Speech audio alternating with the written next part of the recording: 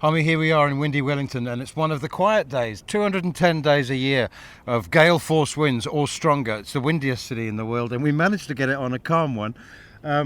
Absolutely stunning time that we've had in Wellington. You've had a good time on the golf courses with two extra days off after that emphatic win. It's always nice to have a couple of days off, whether you're a fast bowler, whether you're a batter, you're a commentator, or even we've just bumped into the former excellent Premier League referee in Graham Poll. He's just come up to the top of the hill with us, and even if you're a fan, having a day off is not a bad thing, because you can look at that. That's stunning. It really is. So yes, we had a game of golf. Dylan at Royal Wellington looked after us brilliantly. The course was magnificent. It's in the little bit of a valley. So thanks to Dylan for that, and to Royal Wellington for looking after us. They were brilliant hosts. The food was fantastic. If you look at the on talkSPORT's social media posts, I think Scott put a picture of the food on and the golf on and everything that went with it. So he lost, so he had to pay for it. But it's always nice.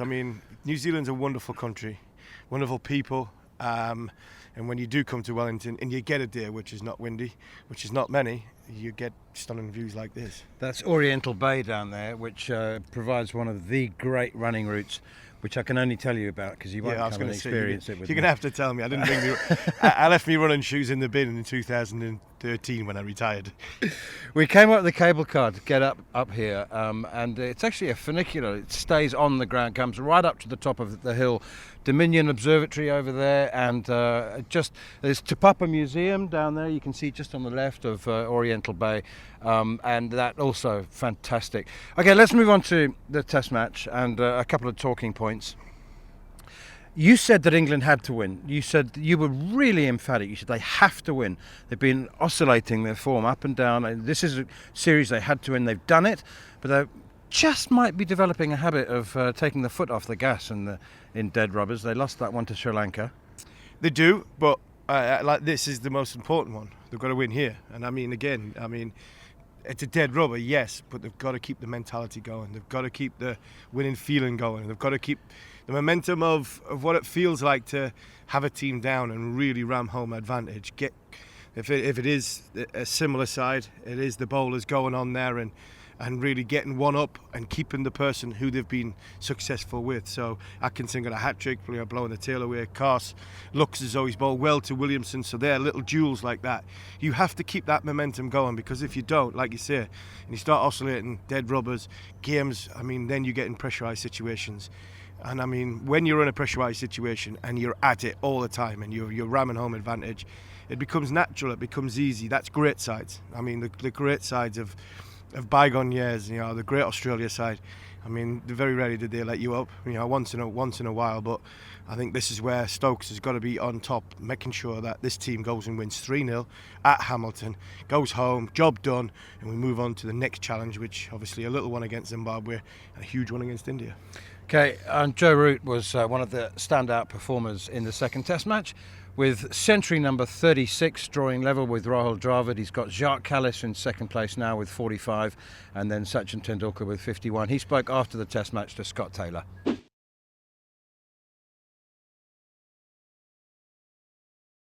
Joe, very well batted, a Test win and a series win away from home. How special are these moments? Always special away from home.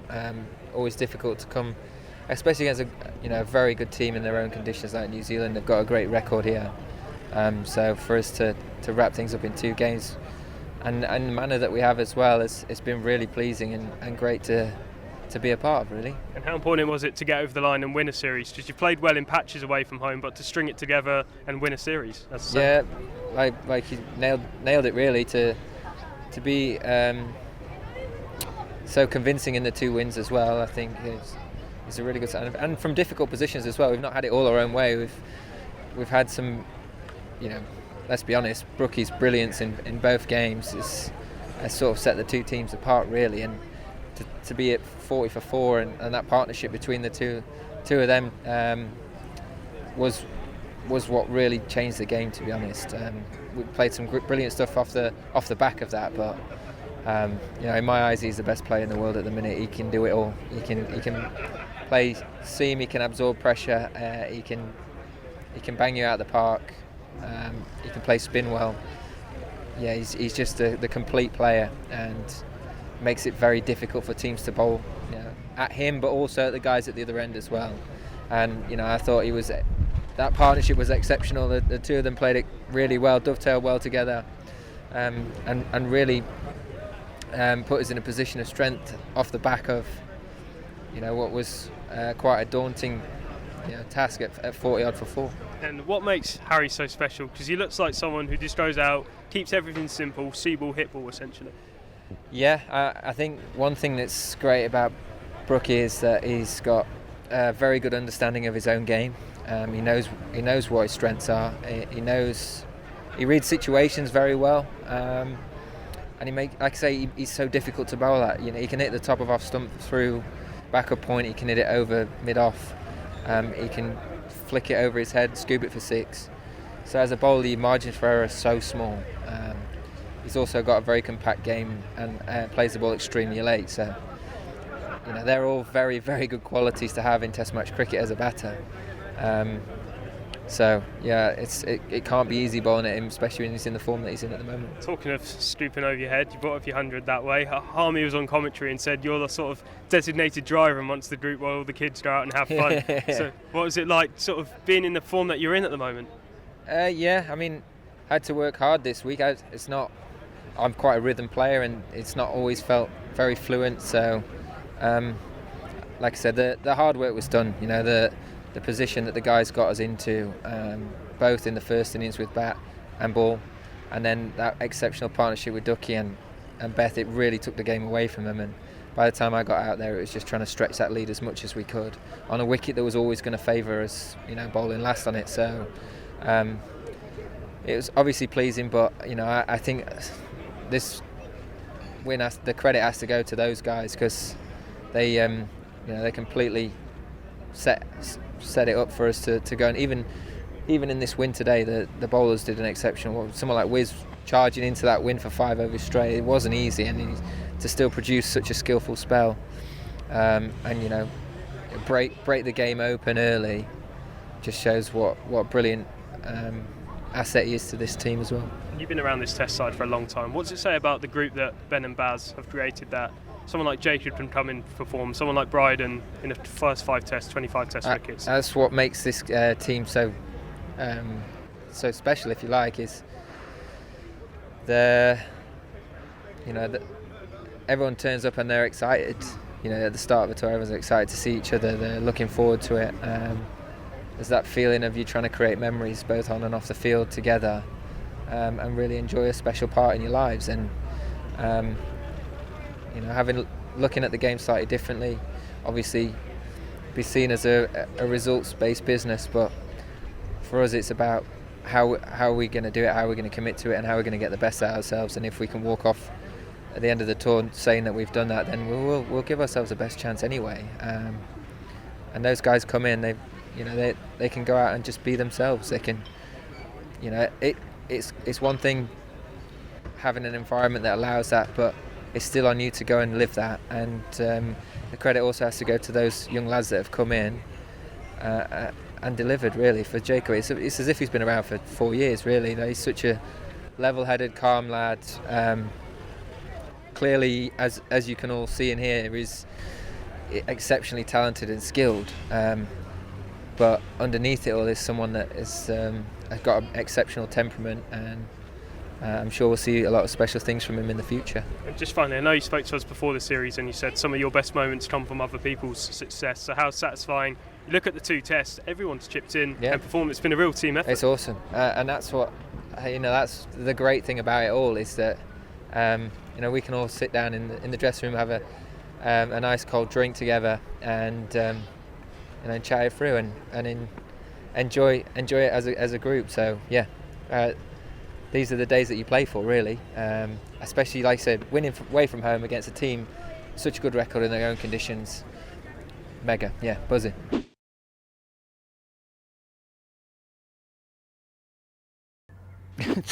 Joe Root, Harmy, refusing to talk about his 100, only wanting to talk about the team, and saying that Harry Brook's the best player in the world. I disagree. I think Harry Brook's the second best player in the world. But Joe will always talk that way. Joe Root's the best player in the world by a mile at this moment in time. By a country mile. And that's nothing against what Harry's done here in the 2 magnificent hundreds he's got. I mean, the numbers tell every story. I mean, Harry's average is going up, but he's into the 20s, 20 test matches of his career. Joe's been doing it over 150. And the form he's in at this moment in time, I just hope he's not using them all up with 10 big test matches to come. I'm sure he's not. But I not normally do I disagree with the great man, Joe Root, but I disagree with you here, Joe. You're the best player in the world at this minute in time. Talking of minutes in time, how about the last 3 years?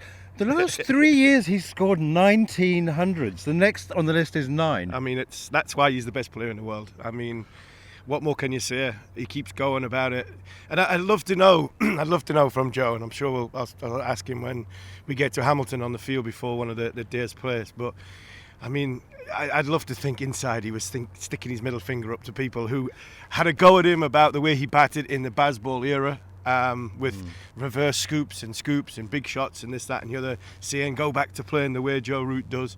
Well, I mean, he got 100 off about 130 balls. He never looked like getting out of second gear once he got past 30. And then to get to the 100 with that reverse, Ben at the other end, the sort of instigator of this whole revolution change of Test match cricket for England. It was a special sight. Great photograph of the two of them with their bats in the air as Joe went to 100. But to get there with a reverse scoop, I hope inside he was putting a middle finger up to people who ever doubted Joe's ability to fit into this group or the way he plays in this group. He's a magnificent player. He could have played that shot at any time in the innings. He could have picked any moment, but he picked that one. He picked that one, 99. The field came in. Darren Mitchell was right in front of us on the third boundary at sort of fly slip for the uppercut. And when he came up, you just sensed that he's going to go over the top of the slip cord and over the top of the wicketkeeper. And fair play to him. He is a genius. Does magical things when it comes to this simple thing. And that's, I mean, kids at home, listen, when you want to be a top player and you want to be to climb the ladder to get going, the biggest advice you get from anybody is keep it simple. Can you keep it simple for long enough, and then your talent will come through? And that's a big thing that Joe does. He keeps it simple. I mean, ball comes to him outside off stump. He knocks it down to third, knocks it wide of a sort of backward point when they're good balls, and then when they're bad balls, he capitalises by hitting all round the ground. He does play a very, very simple game, but boy, it's effective. And he never ever lets a bowler tie him down. And I think that's why he's the best in the world at the minute. All right, let's talk about the bowlers. Scott Taylor, who does our interviews and produces this pod, he's getting on very well with Brydon Carse. In fact, they're asking about each other's families now, and you again. Brydon's taken 17 wickets in the first 2 Test matches. It's an astonishing return. Obviously, it helps when you take 11 in the first in Christchurch, but the most wickets taken by a visiting bowler to these shores in a 3-test series is 21 by South Africa's Vernon Philander. That was 13 years ago. And he just looks like taking wickets, doesn't he? I mean, it's it's not like they've been caught at third. He looks like taking wickets with every spell, and every spell is as intense as the last one. Yeah, I mean, he hits the deck hard. I think he's more suited to flatter pitches. I think he'd be utilised better, utilised more by Stokes. Sorry, that's a strange thing, isn't it? Pitch. Yeah, it's not flatter pitches. I mean, how many seamers do you say that about? Because he runs up and hits the deck. He's got everything. He runs up and he can pitch it up. He can swing it. He can reverse it. Yes, not a problem. But when the pitches are flat, the ball's gone soft, and good players are in, that's international cricket. And I think the reason why I've thought for the last 4 or 5 years that Brydon Carse would be an asset in the international game and into England's team is because when them difficult periods to bowl on, talk about Chris Rokes' as record away from home, the Broad and Anderson, as they're slowing down, how much effectiveness they are away from home. Carse, I think, will be a real asset away from home for England because he hits the deck hard, he makes things happen, he loves getting into a contest, as we've seen with Darryl Mitchell, and that's great. I think that's a great battle. It really has been a good battle. And when you see the way he bowled to Kane Williamson in this Wellington Test match. I mean, he had him out 3 times in a short space of time, and he put one of the best players of this generation under real pressure. Kane Williamson's, he's not getting old. He's not finished. Nowhere near. He's up there with Joe Root and the like as being, you know, one of the modern day greats of this, and still going. Brydon Carse looked as though he made it really uncomfortable for Kane. So that there tells you everything. He will go past Vernon Philander. I've got no doubt about that, because I think even though he had a little bit of toe issues, blister issues, I still think England will wheel him out and play him in the 3rd Test match. Well, here he is talking once again to Scott Taylor.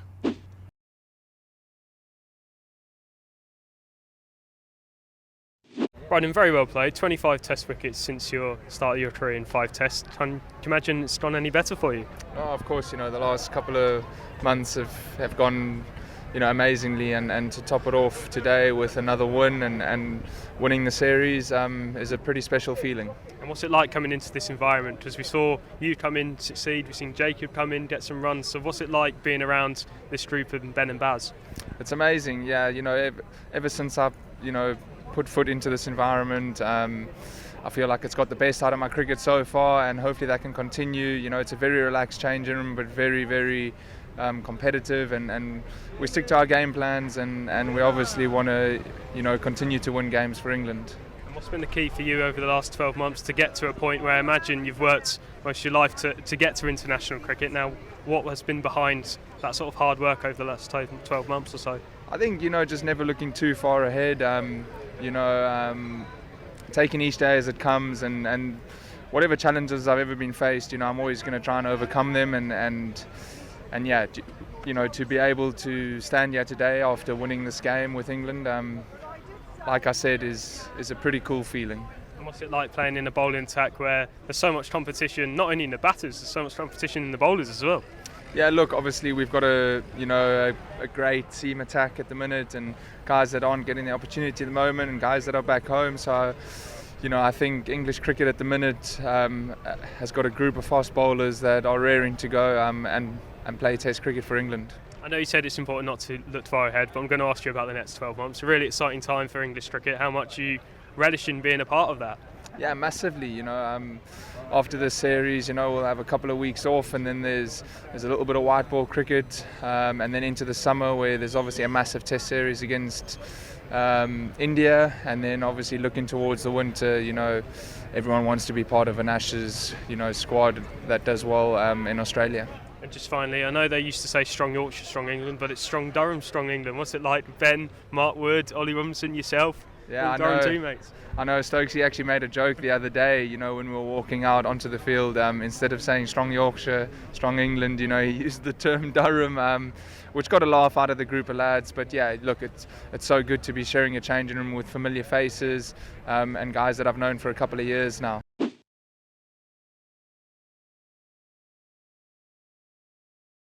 That's Brydon Carse having his regular chat with Scott Taylor. A word about the other bowlers. Chris Woakes has got better and better as the 2 Test matches have gone on. I just wonder whether there will be a change. I mean, England brought 3 spinners, and it wasn't just because they're good lads and they wanted them on tour. There is a possibility, if they do play a second spinner, that it will be in the 3rd Test at Seddon Park. But yeah, again, I'm sensing you're not sensing any changes. I'm not sensing any changes. I think the 3 seamers have done really, really well. Ben looks fit. Ben really does. He looks fit. And probably Ben could do with a little more bowling, just to sort of pick up some rhythm. He got 3 for 5, but it was captain's 14 balls. It's captain's prerogative to bring himself on at the end just to mop the tail up and get some cheap ones. But no, only joking. But look, I think a few more overs for the captain to, you know, just get some sort of, you know, rhythm into him, and then I don't see any changes. I really don't. I'd love Potts to play. I'd like Ollie Stone to have a game. But I think while, again, the ruthlessness that this team needs to have and the way they need to go about their cricket leading into what is a difficult next 12 months, you roll the seam team out, you put the opposition under pressure, you go and win 3-0 and say, thank you, New Zealand. You know, it's been a wonderful country. We've come, we've done a professional job, we're now going home. We're now concentrating on the next series. And I think this one, as much as, yes, might turn, Bashir's done a good team job for me in this series, a really good team job into wins, into bowling with areas where footholds have not been great. Wilkes has got better as he gone on. And I think just since that hat-trick Atkinson just kick-started, I think a little bit of momentum for him. So I think it's important Gus plays again. Carse looks as though he's got, a good number on this New Zealand attack. And I think Wilkes just gives them that experience in holding them all together. So no, I think it'll be the same side. We've got one day left in Wellington. It's more golf for Harmy. And I've got my eye on some oysters and a glass of cold Chardonnay. On AM, on DAB, via the talkSPORT app and on your smart speaker. talkSPORT.